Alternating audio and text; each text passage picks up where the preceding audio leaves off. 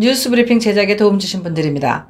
경험과 실적이 증명하는 김효지 부동산 전문인, 절세의 지혜를 나눠드립니다. 이상회계법인, 당신의 편에서 보험사를 상대해주는 제이슨문 손해사정사, 한 곳에서 시작되는 안정된 미래 선우앤선우 종합보험, 30년 손맛 케이터링의 명가 참사랑, 20년의 경험과 실력과 노련함 우리들 척추신경원, 학자금과 대학 입시 상담은 AGM 인스티튜트, 고객과 직원을 지켜주는 스니즈가 지금 주문하세요. 배너앤프린트. 홍성구의 뉴스 브리핑 지금 시작하겠습니다.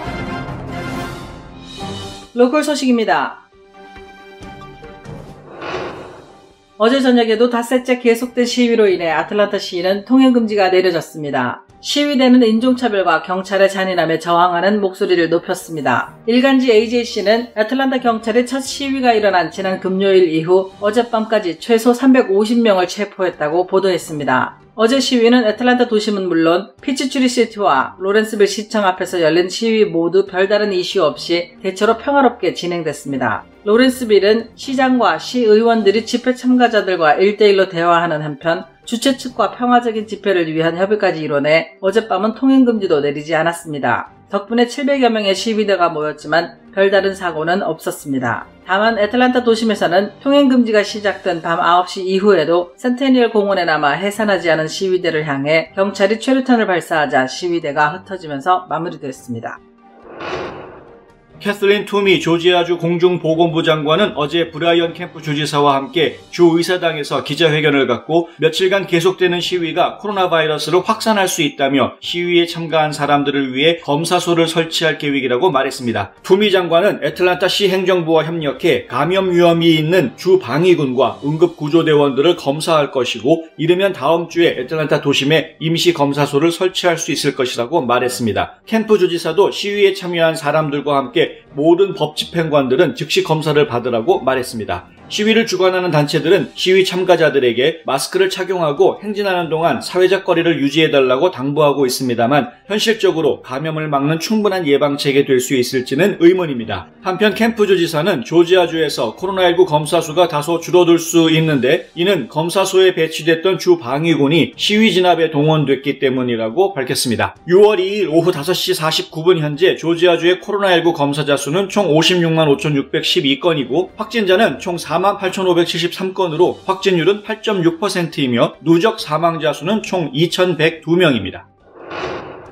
지난 토요일 낮 사우스캐롤라이나 찰스턴에서는 평화적으로 시작된 시위가 밤사이 폭력적으로 변하면서 한인 레스토랑 마마킴스가 파손당하는 사건이 발생했습니다. 코로나19 사태로 식당 운영을 제대로 하지 못했던 마마킴스는 최근 경제 재개 조치로 정상화를 기대했다가 뜻하지 않은 폭동으로 큰 좌절을 경험하게 된 셈입니다. 기적은 이 시련 뒤에 곧바로 찾아왔는데요. 다음 날인 일요일 아침부터 지역 주민 봉사자들이 청소를 돕고 나무 합판으로 깨진 유리창을 막아주는 등 도움을 주더니 이 식당 단골이었던 시타델 칼리지 축구팀 주장 잭슨 제킨스가 소식을 듣고 온라인 기부 사이트인 고펀드미에 마마킴스를 돕자는 캠페인을 만들었는데 당초 $5,000였던 모금 목표액을 훌쩍 뛰어넘어 16,506달러를 모았습니다. 기부에는 555명이 참여했습니다. 마마킴스의 브라운 김 사장은 평소 이 학교에 기부를 해왔는데요. 이번에 학생들의 마음을 보고 감동받아 모인 기금을 그 학교에 다시 기부할 생각이라고 밝혔습니다. SK이노베이션이 야심차게 추진 중인 조지아 배터리 공장 건설 현장에서 코로나19 확진 환자가 계속 발생해 집단 발병이 우려되는 상황입니다. 지난달 이곳에서 전기설비 관련 업무로 한국에서 파견 나왔다가 귀국한 근로자 4명이 귀국 직후 확진 판정을 받았는데요. 이 사실이 알려지자 공사 현장은 일시 셧다운하고 방역 조치를 취한 바 있습니다. 약 열흘 만인 이번 주 월요일에 다시 공사가 재개됐는데요. 그러자마자 코로나19에 양성 반응을 보였다는 소식이 몇몇 근로자들에게 전해졌습니다. 업무 복귀를 위해 며칠 전 받은 검사 결과가 이제 나온 것입니다. 현장에서 근무하는 근로자들은 불안해하고 있습니다. 현장에서 일하고 있는 한인 근로자 A씨는 뉴스앤포스트와의 통화에서 본인이 속한 회사에만 무증상 확진자가 10명이라고 말했습니다. 한편 현재 귀넨 메디컬 센터에 코로나19로 입원한 50대 한인 남성 근로자 1명이 심각한 호흡곤란으로 위중한 상태라는 소문이 돌고 있는 가운데 어제 저녁에도 한인 근로자가 확진 판정을 받았다는 사실이 알려지는 등 공사 현장 근로자들의 불안감은 더욱 커지고 있습니다. 뉴스앤포스트는 건설 시공사인 클레이코 측과 SK이노베이션에 연락을 시도했지만 아직 답변을 받지 못했습니다. 지구촌 소식입니다. 백인 경찰의 과잉 진압에 따른 흑인 남성의 억울한 죽음에 항의하는 시위가 확산하면서 워싱턴 DC를 포함한 미국 전역에서 발생한 한인 상점 재산 피해는 현재까지 모두 99건으로 전날보다 20건이 늘어난 것으로 파악됐다고 한국 외교부가 밝혔습니다. 도시별로는 필라델피아가 50건으로 가장 많고 미네아폴리스 10건, 시카고 9건, 노스캐롤라이나주 랄리가 5건, 워싱턴 DC와 애틀란타가 4건, LA 3건, 월밍턴, 벨뷰, 세인트루이스가 각 2건, 프로비던스, 오클랜드, 클리블랜드, 루이빌, 찰스턴, 페이옙빌, 마이애미, 버밍햄이 각 1건씩 재산 피해가 접수됐습니다. 하지만 시카고 뉴스 매거진은 현지 피해 한인업소가 30곳에 달한다고 밝혔고, 애틀란타 조지아 한인상공회의소 역시 조지아 지역 한인업소 15곳이 피해를 입었다고 밝히는 등 현장에서의 피해 규모는 외교부의 발표와는 큰 차이를 보이고 있습니다.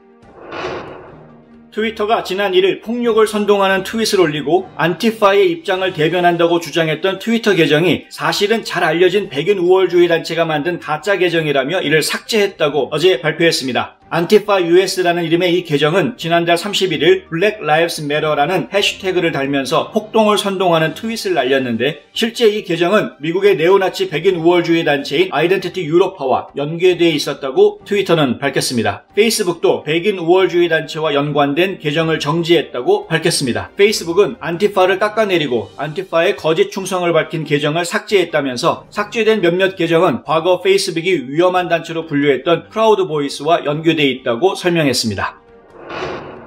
보리스 존슨 영국 총리는 홍콩 사우스 차이나 모닝포스트와의 인터뷰에서 중국이 홍콩 국가보안법을 강행할 경우 영국 이민법을 개정하겠다고 말했습니다. 이는 과거 영국 해외 시민 여권을 가졌던 모든 홍콩인의 영국 시민권 부여를 포함해 권리를 확대 적용하는 방안을 추진하겠다는 의미입니다. 현재 홍콩에는 약 35만 명이 이 여권을 가지고 있는데 이민법을 개정하면 추가로 250만 명이 이를 신청할 수 있다고 존슨 총리는 설명했습니다. 존슨 총리는 1997년 홍콩 반환 당시 영국과 중국은 공동선언을 통해 일국양제라는 개념을 홍콩 기본법에 담았고 이를 지지했던 것인데, 홍콩 보안법은 이러한 양국의 공동선언 정신에 위배된다면서 이같이 말했습니다. 한국 소식입니다.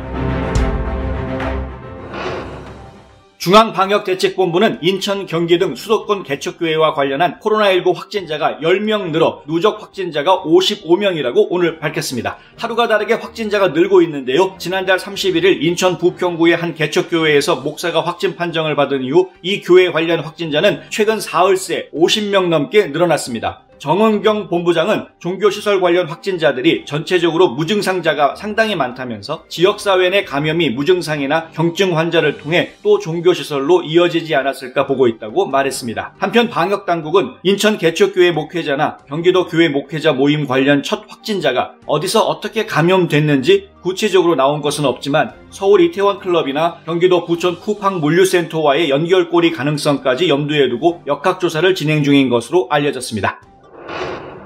부산 강서구 2층짜리 경남은행 건물이 쿵 하는 소리와 함께 살짝 기울고 건물 옆 주차장 곳곳이 울퉁불퉁해지는 사고가 발생했습니다. 집안 침하 때문에 발생한 일인데요. 현장에 출동한 구조대원이 통제선을 설치하고 1층에 근무하던 은행 직원 10여 명과 2층에 있던 한국산업단지 부산지사 직원 18명을 대피시켰습니다. 2016년 완공된 해당 건물은 지어진 지 5년이 채 되지 않았습니다. 집안 침하의 정확한 원인은 아직 알려지지 않았습니다만 바로 옆 삼정 그린코아 오피스텔 신축공사와 연관성을 조사하고 있습니다.